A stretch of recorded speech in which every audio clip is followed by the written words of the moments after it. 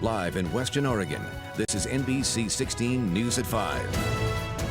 First at 5, another ballot measure, another spirited debate.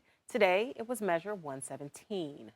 Good evening and thanks for joining us for NBC 16 News at 5. I'm Gold Meadows. And I'm Alan Matthews. Millions of voters in various elections across the country vote by ranking their favorite candidates on their ballots, and ranked choice voting could be the new norm in Oregon. Today, the City Club of Eugene held a debate to weigh both sides of Measure 117. Choosing U.S. senators, Oregon's governor, and other federal and state executive roles could soon come down to how they rank on voter ballots. City Club of Eugene brought representatives to the stage to share their stance for or against ranked choice voting, which will change the way Oregonians vote if Measure 117 wins a yes vote in November. The Oregon League of Women Voters says it's conducted 3 major multi-year studies before supporting the measure. It reduces political polarization. Ranked choice voting is one of the best ways to get broader vote by all people of our state.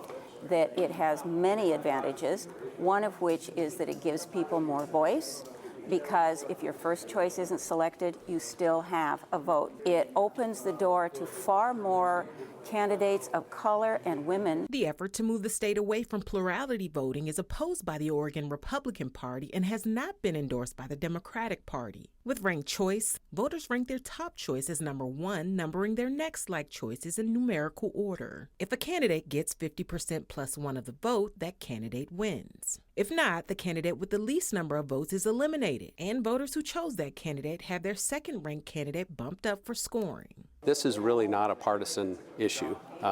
Marion County Democrats are also opposed to it. The Multnomah County Democrats did a deep analysis of ranked choice voting 2 years ago and decided that they abandoned it. The problem is it is complicated. You go to an affluent precinct in Minneapolis, 2% error rate.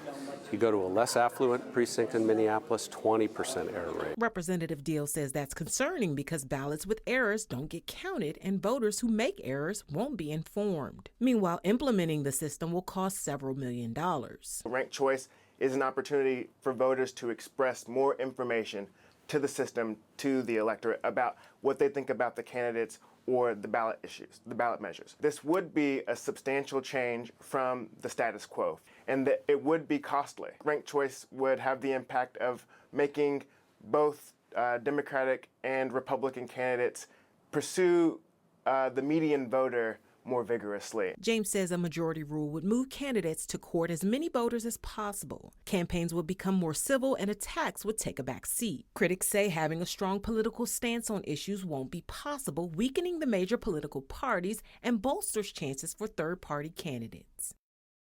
Ranked choice voting was referred to the ballot by the state legislature in 2023. That came after Benton County got it passed in 2016. 45 cities, 3 counties, and 2 states from Alaska to Maine use ranked choice voting. If approved by voters in Oregon, the system would be up and running by 2028.